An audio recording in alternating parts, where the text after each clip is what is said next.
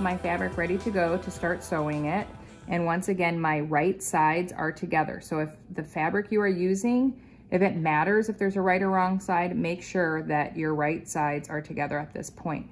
Now you'll notice on this piece of fabric that there's a round edge and then there's a square edge, or a flat, straight edge on the bottom. And so we're gonna start sewing on the corner here, and then we're gonna go up and around and go all the way around to the edge and stop sewing here. We are not gonna sew along this straight bottom edge here. We'll use that to help us turn it inside out, and I'll show you in a little bit why we left it that way. Okay, so as I start sewing, also note that you should have your machine set for a 1/2 inch, at least from where the needle is. So that is gonna matter, otherwise we will not have the correctly sized piece of fabric to fit onto the mask. So just be aware of that, and you can see where I'm starting on this part of the fabric, and then I'm just gonna go up. When I get to a corner, I'm just gonna kind of turn it sharply like that, and then continue sewing on this way. Okay, so I've just gotten around these straight lines, and I'm about to hit the curved portion, and just be kind of extra cautious for the curved portion. I actually came to my corner, and I'm gonna turn it to kind of line it up with what I want my seam allowance to be, and I'll just take this a little bit more slowly so I can have a nice round edge. This will help it fit on the bottom of the mask better. If you cut too sharp of a corner, or if it's too straight of a line, it just doesn't work as well. So just kind of keep going, take it nice and slow. Ease, you kind of have to pull it a little bit. Okay, so I'm making the turn on my last corner, and I'm gonna put that down. I'm gonna finish this up, finish my seam. I like to back stitch to keep it all snug. I'm gonna cut my thread here. You're gonna need to make some important cuts, and it will make it less bulky on the inside when you do that. So go ahead and take corners, the corners where you've sewn. Do not cut the threads, but you can cut across. And then you won't have that bulkiness when you do that. So I do that on all these 4 corners here. And then another place that you're gonna need to make a cut is at the corner coming down to the flat side, the bottom. You're gonna wanna make a little thing up into the corner there. Otherwise it will not go inside out right. Once again, be careful not to clip the thread that's there. I'm coming over here, I'm gonna do this one.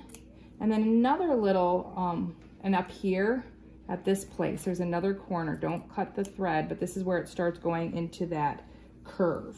You're gonna wanna make sure that there's one there. And then along this part here, you can make some clips. Don't clip the thread. If you happen to clip the thread, go back and sew over it back and forth a little bit to reinforce those stitches, because we don't want it to come undone. So I'm making some cuts here so that as it curves, that's now gonna be on the inside, and it's gonna be a smaller space, and it will just allow some overlap on the inside. Now I'm gonna take the piece of fabric and turn it so the right side is gonna be the outside. I stick my hand through the bottom that I did not sew up. If you want, you can take something that's a little pointier, like this is a scissors, which you don't want to clip again, but you can just kind of get a nice pointy corner, and that's really nice. Okay, so I'm pretty much ready to give an iron just to kind of make it smoother.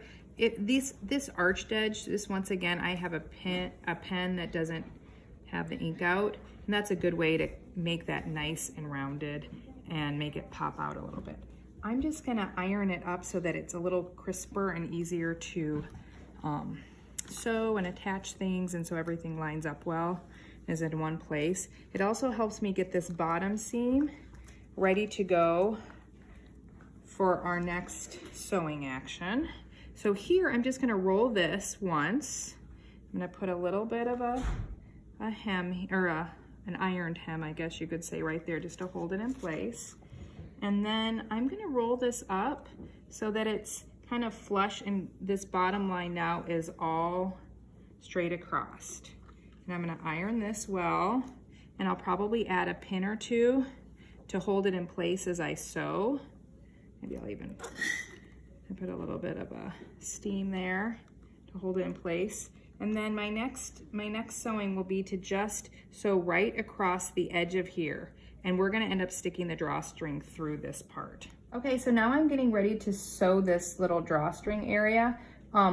Instead of looking at a specific seam allowance, I am going to be going as really close to the edge there. So I have as much room here to put our drawstring in. For me, I'm gonna put my needle to the left. That just helps me do that. I'll tuck that in here. And once again, I'll hold my threads back so they don't get eaten up when we start. Oops, there we go. Okay, and I'm gonna go back once again just to make sure that catches. And then I'm going to keep going along here really carefully. Okay. I'm gonna go back a couple stitches and go right off. And if you overshoot it, it's okay, it's not a problem. And we're done. Okay, now I'm getting ready to put the drawstring portion in. I'm using a large safety pin. There's other devices that you can use, or even we used a large paper clip at some time for that. And then I just start pushing it through and then straightening behind it, and it will slowly make its way through to the other side. One more thing that I'm gonna do is maybe bring it to the middle, approximately, and then I'm going to put a little sewing part right there to keep it in place so that it doesn't slide out when we wash it. Okay, so now I am just going across this seam to reinforce the ribbon. And it's as simple as that. Okay, so one last little piece here. I just wanted to show you where I'm getting this from. I laid what I've sewn on top of the pattern piece, and you can see how my seam allowance of a ½ inch around now is gone, and I'm at the dotted line area, so that's where it works. And on the seam, the pattern, there is a little place like this. And what I think the easiest thing to do, probably for us, I'm not really a major sewer, but this is the way I'm understanding it, is to take the two edges. It's kind of like, if you could think of it as a triangle here, take these two edges and fold the one closest to the middle of the curve, fold that over, and so that it touches the other line there. I just made that kind of smooth there, and I am going to pin this together. There's actually a way you could do it before we get to this stage, but I think that this is gonna be just fine. And then this will help with the curvature when we put it onto the mat. So here we have, it kind of makes a little pleat. You can see that's one side. And then I'm just gonna put it on one side of this where it folds over.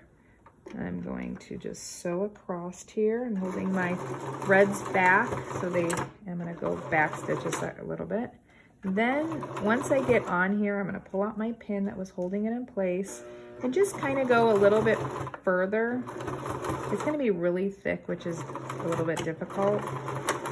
And then I'm done. That's all. I'm just pinning that little area in place to secure it.